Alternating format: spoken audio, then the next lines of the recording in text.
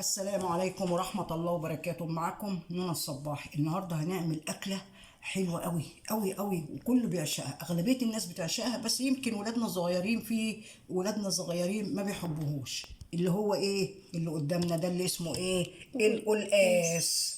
الإيه؟ القلقاس. خلاص، ده اسمه إيه؟ والقاس. قلقاس. هنعمله بطريقة مين بقى؟ اللي بيعشق الزمن الجميل زمان، هو ده انا هعمل بيه الطريقه بتاعت القلقاس. لان اغلبيتنا بيميل للزمن الحلو الجميل بتاع الناس الطيبين اهالينا.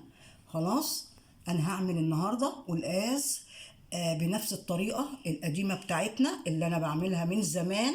وكانت الله يرحمها أمي كانت بتعملها برضو، وكنت أنا بعملها. أنا اللي كان عليا الطبيخ وأنا اللي كنت بطبخ من صغري إن شاء الله. أنا كنت إيه بعمل، أحب أقف في المطبخ وأطبخ كل حاجة، كل حاجة. يعني الأكل ده أنا غوياه من زمان. طريقة الأكل وعمايل الأكل ووقفة المطبخ دي كانت عشقي من زمان، كنت بحبها قوي.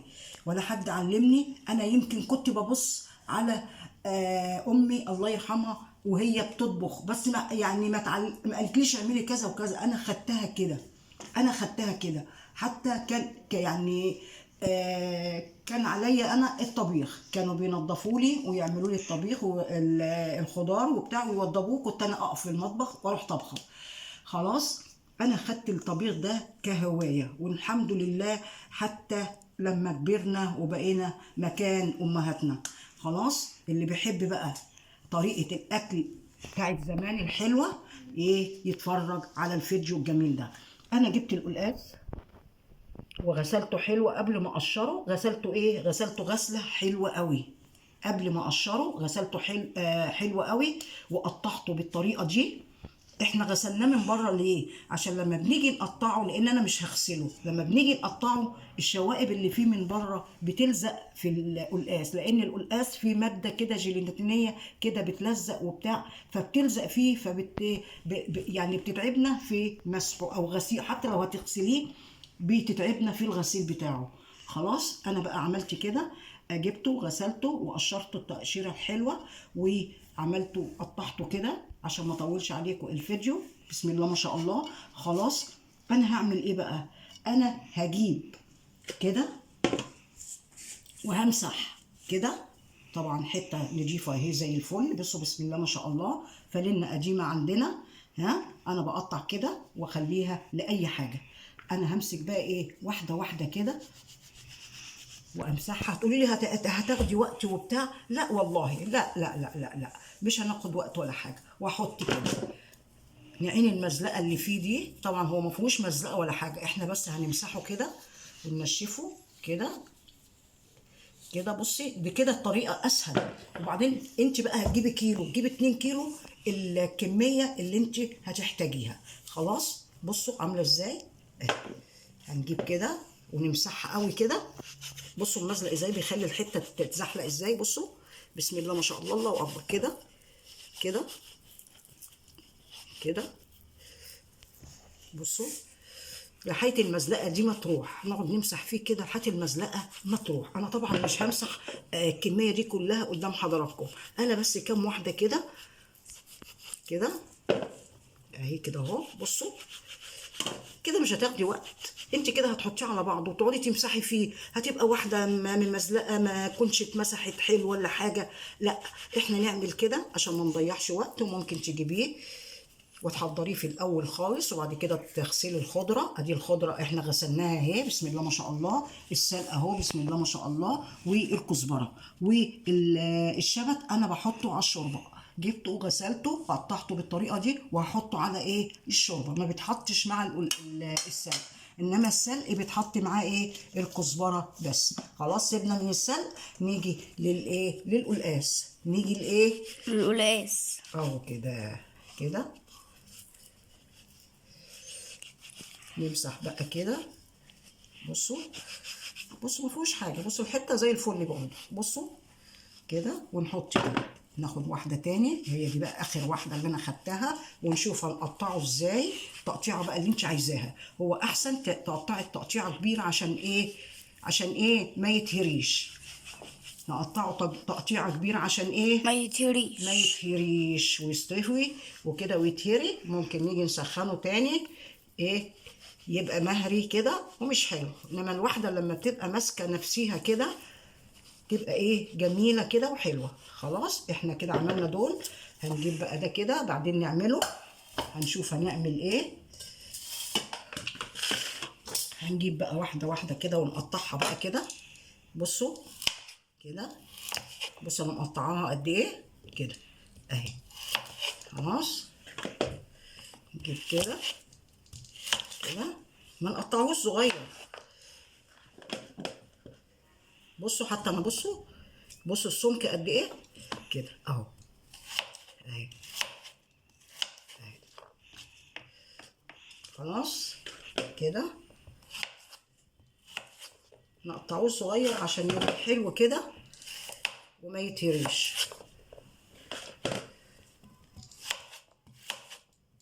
خلاص كده.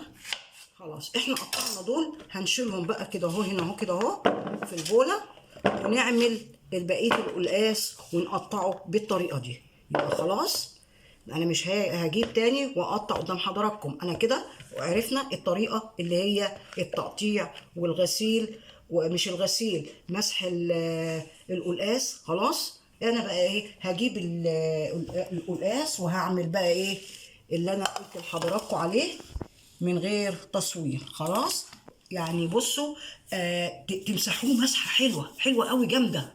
خلاص نمسحه مسحه جامده قوي، وبعد كده هنقطعه بالطريقه اللي حضراتكم شفتوها. كلنا حلوين وبنعرف نعمل وكل حاجه، كلنا حلوين وبنعمل كل حاجه، بس الطريقه بقى انا قلت زمان ما كانوش بيمسحوه، اغلبيتهم كانوا بيغسلوه، يعملوه كده ويحطوه في الميه ويغيروا ميه ويحطوا ميه، ميه جاريه تحت الحنفيه، ويقعدوا يعملوا في ايه كده اهو بايديهم، ويغيروا الميه يلاقوها مزلقه يروحوا راميينها ويغيروها لحد ما يلاقوا الميه صافيه كده ومفيش مزلقه. خلاص دي يعني في تغيير ان احنا بنعمله، بنمسحه بالطريقه دي. خلاص يلا بينا بقى انا اعمله من غير تصوير، يلا بينا. ودلوقتي هنحط بقى يعني ننتهز الوقت وايه عشان ما نطولش. انا حطيت حله فيها معلقتين سمنه على زيت اهو، وهنحط ايه كمان، هنحط معلقه زبده كده. هنولع البوتاجاز، هنعمل ايه، نعمل السلق. خلاص الزبده بس تسيح يبقى احنا حطينا ايه. انا مش هقول مقادير، الكميه اللي انت عايزه تعمليها اعمليها بمعرفتك. انا عامله 2 كيلو قلقاس وشويه كمان كده بتاع 100 جرام، وجايبه سلق، جايبه حزمتين سلق حلوين كده، وحزمه كزبره، وحزمه شبت. خلاص الشبت طبعا بصوا احنا هنحطه فين، ده الشبت بتاعنا مش هنحطه مع السلق على النار نحمره، لا هنحط السلق على ايه، على الشوربه. هنحط السلق على ايه، على الشوربة. على الشوربه بس كده، ونسيبها. لان انا سبت طبعا القلقاس، سبت القلقاس هعمله، بس قلت انتهز فرصه بقى عشان الخضره على ما تتعمل. طبعا القلقاس طبعا هيبقى حلو وطعمه جميل بايه، بحته الايه دي كانت في اللحمه اللي احنا سلقناها، طلعتها كده وقلت ايه قطعتها وهحطها مع السلق. خلاص عشان تدينا طعم حلو كده ودسامه. خلاص نسيبها بقى لما ايه اللحمه اللي احنا حطيناها دي تعتبر لحمه، انا قطعتها، اللحمه كانت فيها حته سمينه كده او حتتين سمان، عينت منها السمين ده وقلت احطه مع السلق عشان نعمل بيها السلق تدينا الطعم الحلو الجميل ده. خلاص يلا بينا بقى نسيبها شويه لما تسلق، نسيبها شويه لما تسلق بقى السلق كده. طبعا انا عينت السلة اللي احنا بنقول عليها اللي هي ايه بعد الدهن ما اتعمل كده بالشكل ده، حطيته في الشوربه كده تبقى مع القلقاس بتديله طعم حلو قوي، بتبقى ايه طبعا دي لحمه. خلاص هنحجب كده واحنا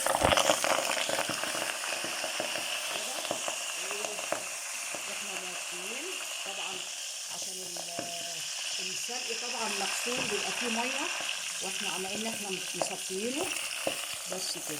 خلاص هو في الاول بس كده.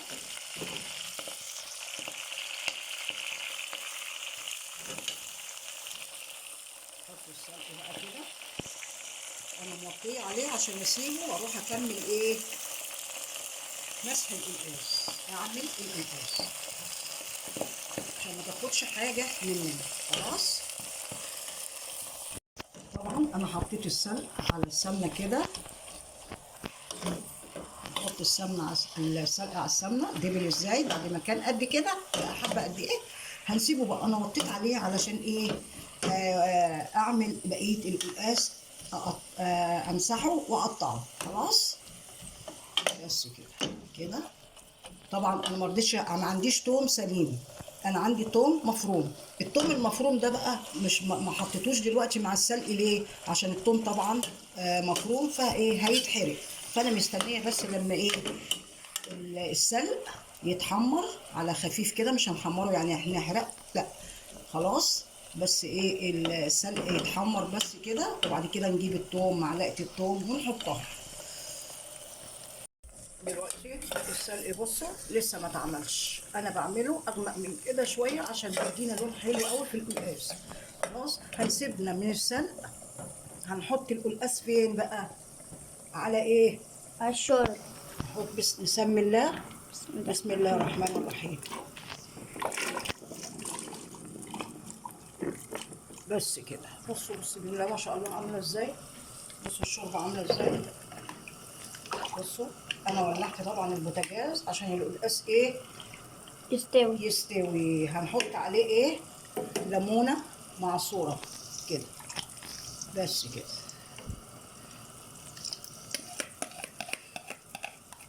هنغطي على القلقاس بقى، بس مش هنقفل عليه قوي عشان ايه، يا اما ما نقفلش عليه عشان ايه، عشان ما يفرش.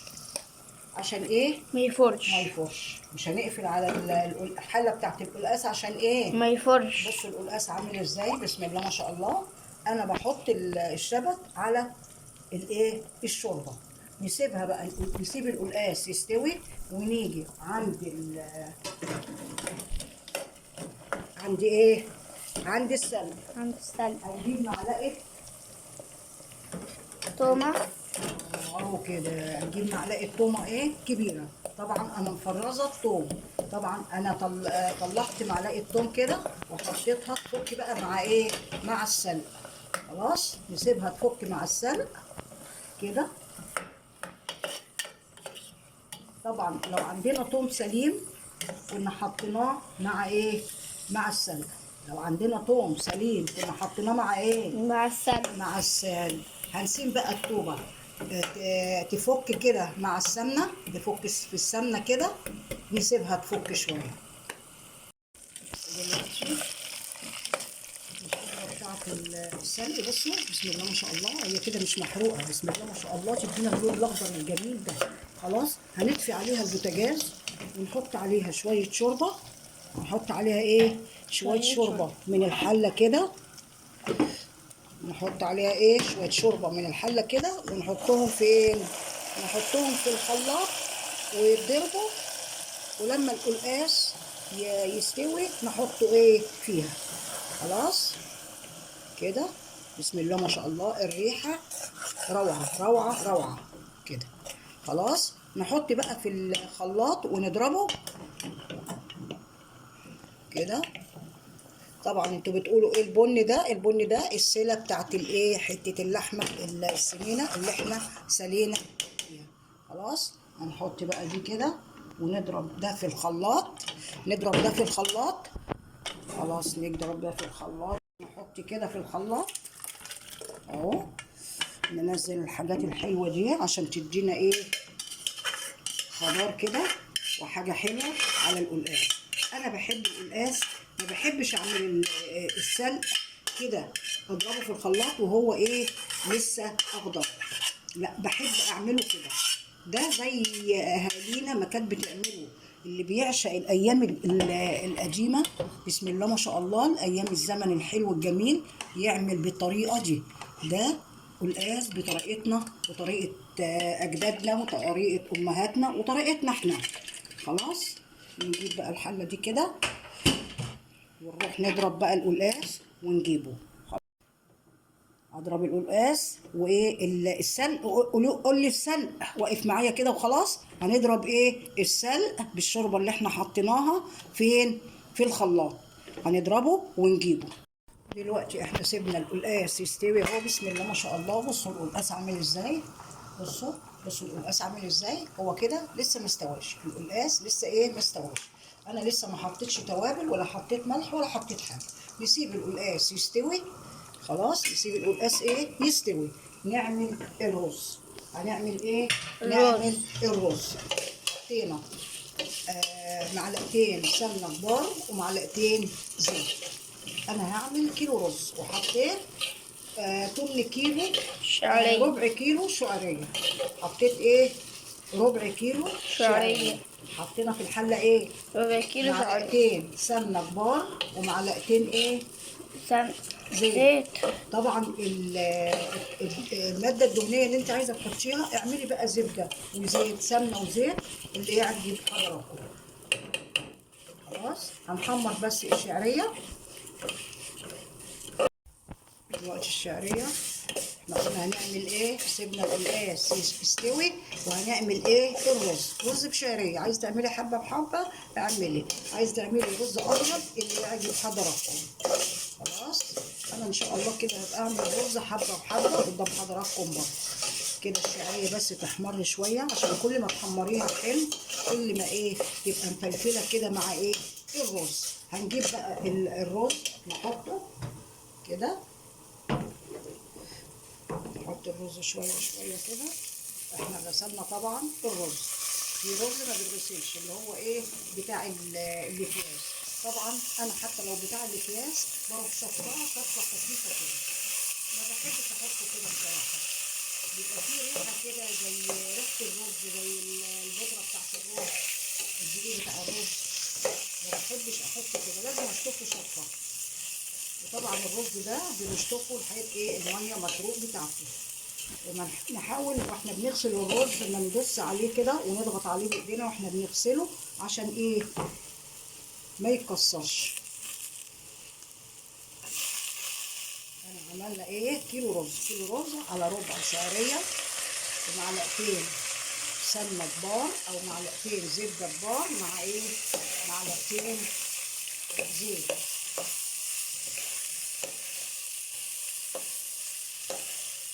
حطينا في الحله ايه معلقتين زيت كبار ومعلقتين سمنه كبار. حطينا ايه تاني؟ الشعريه احمرت. حطينا ايه الرز. نحمر الرز مع الشعريه كده. هنحط بقيه الرز بقى كده.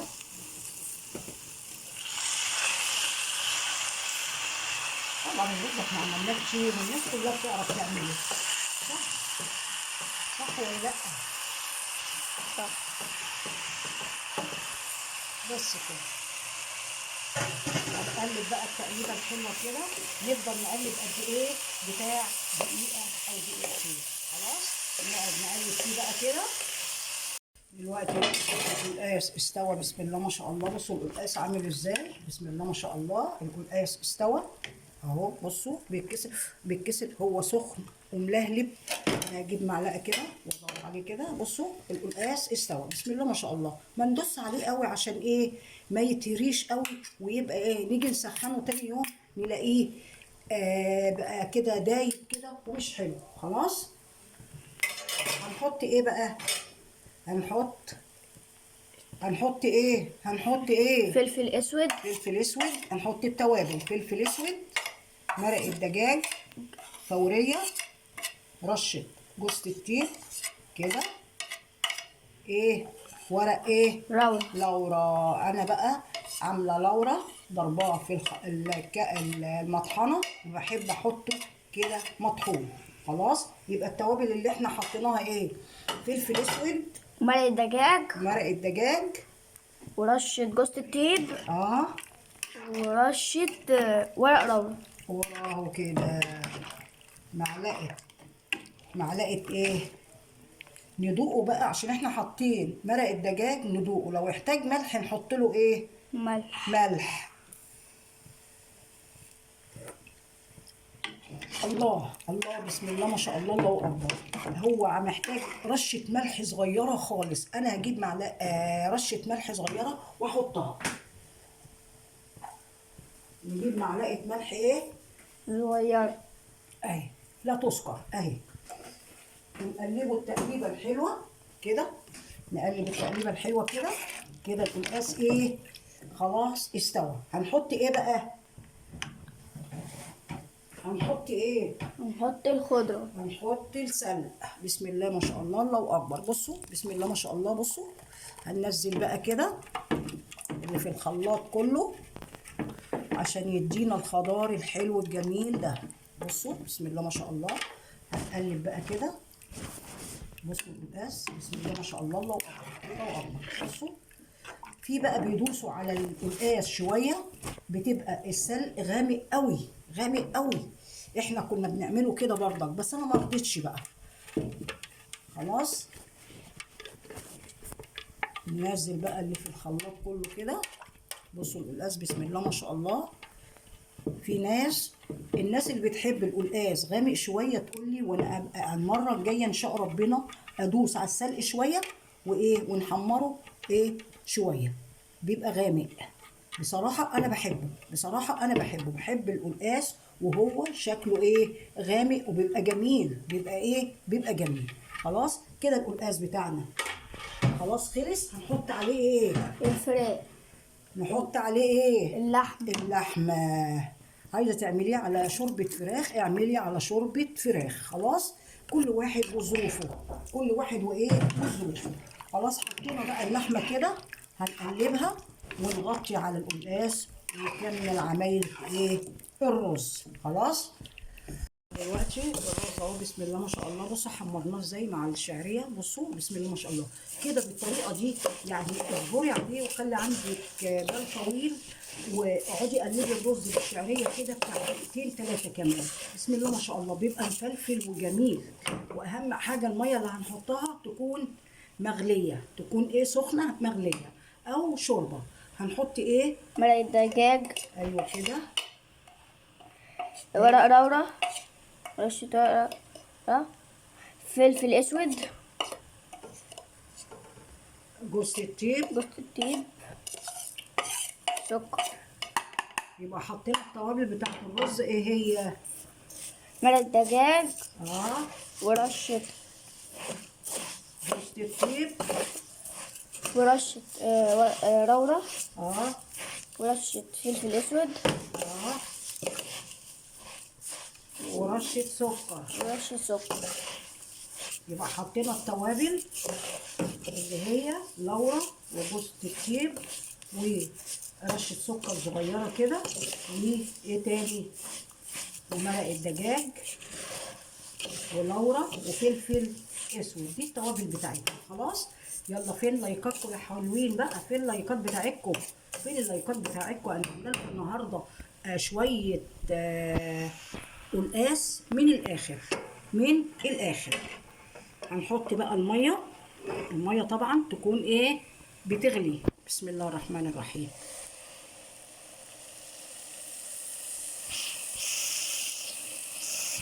يسقي الرز بقى وبعد كده ايه؟ يغلي غلوتين وروح مطيين عليه خالص زي ما بنمطي على الفول المدمس. خلاص نحط الرز. الميه بتاعت الرز قد ايه؟ الميه قد الرز بالظبط.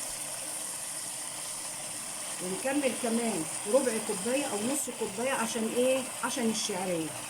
كده هنقلب بقى الرز الحلو الجميل بتاعنا ده اللي بيطلع مفلفل وجميل. بسم الله ما شاء الله كده. هنخلي الميه ايه يا دوبك عقله ونص بس، عقله ونص، عقلتين بالكتير. لما بنحمر الرز كتير قوي بيحتاج ميه كتير عن المقدار بتاعه. لما بنحمر الرز مع الشعريه كتير بنزود ميه زياده. عشان ايه؟ طبعا حتى لو الرز عملتيه ولقيتيه دقتيه ولقيتيه ني حطي ايه شويه ميه مغليين تاني كده، او بصوا نحط كده، بصوا الكبشه متغطيه ازاي. خلاص نسيبه بقى يغلي غلوتين ونروح مغطين عليه ايه البوتاجاز. يلا نغطيه، يلا نغطيه. دلوقتي القلقاس بسم الله ما شاء الله اهو استوى، قلنا استوى، هنغرفه خلاص. والرز نشوف الرز بقى، بسم الله ما شاء الله، الله اكبر، نسمي الله، بسم الله الرحمن الرحيم. بصوا الرز عامل ازاي، ولا رز بسمتي ولا حاجه، بسم الله ما شاء الله. بصوا الرز عامل ازاي، بصوا، بصوا الرز عامل ازاي، بسم الله ما شاء الله. نغرف بقى، يلا بينا نغرف. دلوقتي بعد ما غرفنا القلقاس الجميل الحلو ده، الاكله بتاعتنا المفضله. في ناس ما بتحبهوش، فتعمل نفس الطريقه، تعملها بطاطس. البطاطس برضك زي القلقاس بالظبط في الطريقه بتاعتنا دي. والسلق بسم الله ما شاء الله، بصوا السلق حلو ازاي، ولا هو غامق ولا هو فاتح، بسم الله ما شاء الله. قلقاس من الاخر، بصوا القلقاس عامل ازاي، بصوا مستوي وجامد، بصوا بسم الله ما شاء الله، الله اكبر، بصوا اهو اهو، بسم الله ما شاء الله. بصوا عامل ازاي جميل، الله، جميل جميل جميل. انا باخد واحده تاني، الله، لا اخد واحده كده بس، كنت بنقي واحده صغيره طلعت لي واحده كبيره، رزقي بقى. بصوا جميل. نعمله ان شاء الله، نعمله بنفس الطريقه هتدعوا لي ان شاء الله، تعملوه بنفس الطريقه ايه هتدعوا لي. نعمله وحطينا جنبيه ليمون مخلل، فاكرين الليمون اللي انا عملته ده؟ يلا نوروني على الصفحه وشوفوا طريقه الليمون. بصوا الليمون لحد دلوقتي شوفوا انا مخللاه امتى، بصوا بصوا الليمون عامل ازاي، بصوا بصوا الليمون عامل ازاي، بسم الله ما شاء الله. بصوا ولا هو مهري ولا اي حاجه خالص، بسم الله ما شاء الله، الله اكبر. وعملنا رز بشعريه بسم الله ما شاء الله، مفلفل وجميل اهو. هو القلقاس ما بيتاكلش جنبيه غير رز، تعملي رز حبه بحبه، حبه وحبه، او ابيض او رز بشعريه، هيبقى اكله في منتهى الجمال. خلاص نعمله، تخشي على الصفحه بتاعتي، واللي ما عمليش لايك يعمل لي لايك ويعمل لي تعليق ويعمل لي ايه تاني، اللي مش عامل لي اشتراك يخش ويعمل لي اشتراك، واكون شاكره جدا ليه. وانتوا ناس ذوق وجمال جدا، كل الناس اللي بتشاهدني دي ناس من الاخر، ناس في منتهى الجمال، على خلق على خلق، ويعني طريقه كلامهم في التعليقات تدل على شخصيتهم ان هم ناس بصراحه من الاخر، ناس يعني حلوه قوي قوي قوي، واخلاق جدا جدا جدا. خلاص نعمل اكله القلقاس دي بطريقه مين؟ طريقه اجدادنا وامهاتنا، واحنا برضك نعتبر من بتوع زمان، يعني احنا مش صغيرين. نعمله ان شاء الله وهتعجبكم الطريقه، وتقولي لي رايكم. عايزه بقى لايك وعايزه تعليقات، وعايزه اللي يخش اللي مش معايا على الصفحه يخش وينورني، وعلى راسي من فوق، واكون شاكره ليه جدا، وربنا يكبر بخاطره وخاطرنا يا رب بحق جاه النبي. والاكله دي تبقى بالهنا والشفا عليكم. واقول لكم اخيرا ايه بقى، عشان ما تقولوش ان انا رغايه وبتاع، اقول لكم ايه، كانت معاكم منى الصباحي، والسلام عليكم ورحمه الله وبركاته.